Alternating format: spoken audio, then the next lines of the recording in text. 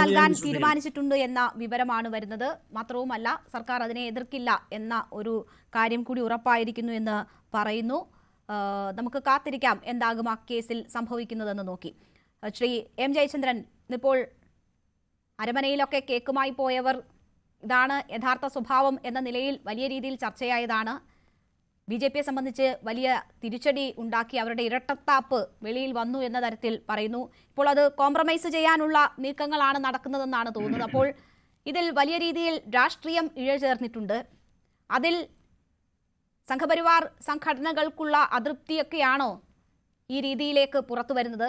BJP നേതാക്കളെ ഉൾപ്പെടെ ചർച്ചയ്ക്ക് പങ്കെടുപ്പിക്കണമെന്ന് വിചാരിച്ചു. പക്ഷേ അവരൊക്കെ ഇതിൽ നിന്ന് അല്പം അകലം പാലിക്കുന്നു എന്ന് വേണം മനസ്സിലാക്കാൻ. അപ്പോൾ അങ്ങനെ ഒരു സാഹചര്യം സംസ്ഥാനത്ത് ഉടലെടുക്കുകയാണോ? അല്ല, ഇതില് ഈ പ്രശ്നത്തില് ഇന്നുണ്ടായ സംഭവവികാസം പ്രത്യേകം ശ്രദ്ധിക്കേണ്ടതാണ്. ആ നിലയിൽ അത് വിശകലനം ചെയ്യപ്പെട്ടെന്ന് എനിക്ക് തോന്നുന്നില്ല.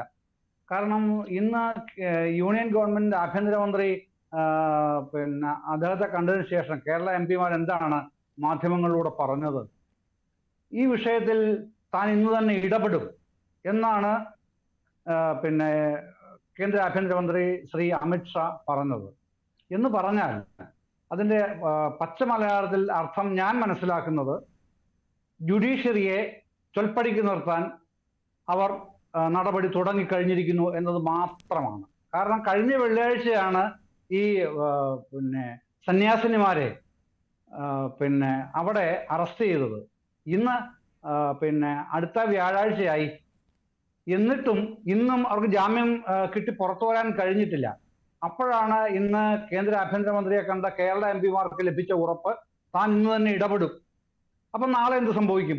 കോടതി ചെല്ലുമ്പോൾ പ്രോസിക്യൂഷൻ എതിർക്കാതിരുന്നോളും. ഇത്രയും ദിവസം എന്തായിരുന്നു സർ പ്രശ്നം എന്ന് അവരാരും ചോദിച്ചില്ല.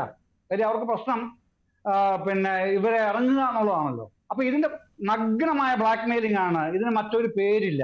നഗ്നമായ ബ്ലാക്ക് മെയിലിംഗ് ആണ് കേന്ദ്രമന്ത്രി അമിത്ഷാ ആഭ്യന്തരമന്ത്രി നടത്തിയിട്ടുള്ളത്. അതുകൊണ്ടാണ്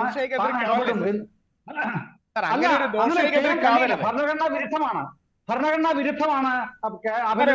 കന്യാസ്ത്രീമാർ നിരപരാധികളാണെന്ന് അമിത്ഷാ നമ്മുടെ എംപിമാരോട് പറഞ്ഞു.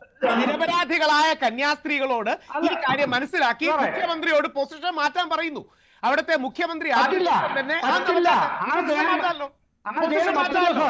പൊസിഷൻ മാറ്റാമല്ലോ.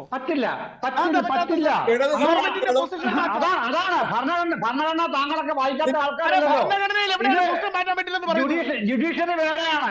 ജുഡീഷ്യറി പ്രോസിക്യൂഷന്റെ പൊസിഷൻ മാറ്റും. പ്രോസിക്യൂഷന്റെ പൊസിഷൻ എങ്ങനെ മാറ്റും?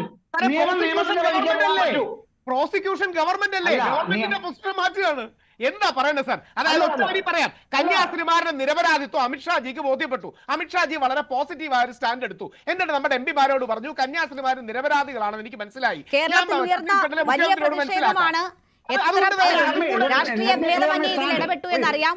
അങ്ങനെ ഇടപെട്ട് ഇന്നലെ സംസ്ഥാന അധ്യക്ഷൻ നിന്ന് പ്രധാനമന്ത്രിയെയും കണ്ട് ആഭ്യന്തരമന്ത്രിയെയും കണ്ട് 7ാം ദിവസം നിരപരാധിത്വം ബോധ്യപ്പെട്ടിരിക്കുന്നു എന്ന് വരുന്നത് നല്ല ജനാധിപത്യത്തിന്റെ സൂചന തന്നെയാണ്. മാത്രവുമല്ല ബജ്രംഗ് ദൾ പ്രവർത്തകർ റെയിൽവേ സ്റ്റേഷനിൽ വിചാരണ ചെയ്ത കാര്യമാണ്. അപ്പോൾ 7 ദിവസത്തിനിപ്പുറം അമിത്ഷായ്ക്ക് ബോധ്യം വന്നതുകൊണ്ട് നാളെ ജാമ്യം